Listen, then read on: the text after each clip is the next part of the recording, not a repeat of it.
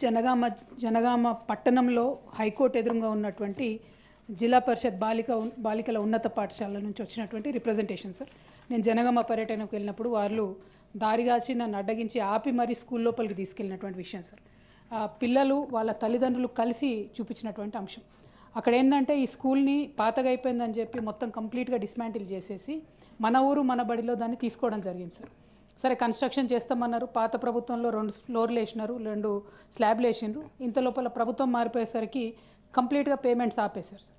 ఆపేస్తే స్కూల్ అట్లా ఆగిపోయింది.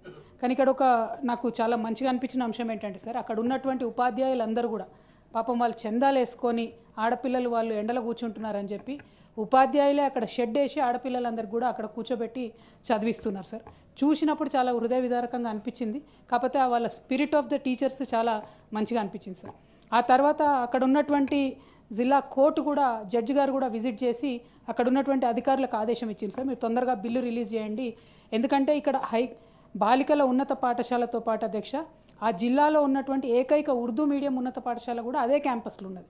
కాబట్టి ఆ రెండింటికి కలిపి తొందరగా ఫెసిలిటీస్ ఇవ్వండి అని జిల్లా జడ్జి గారు చెప్పిన తర్వాత కూడా ఇప్పటి వరకు కూడా చాలా దారుణమైన పరిస్థితి ఉన్నది సార్. పాపం టీచర్లు చాలా ట్రై చేస్తున్నారు, కానీ ఇప్పుడు ఎండాకాలం కూడా వచ్చింది, విపరీతమైనటువంటి ఇబ్బంది ఉంది. కొంచెం ఇటువంటి పాఠశాలలను ప్రభుత్వం ప్రయారిటీగా తీసుకోవాలని చెప్పి నేను రిక్వెస్ట్ చేస్తున్నాను సార్.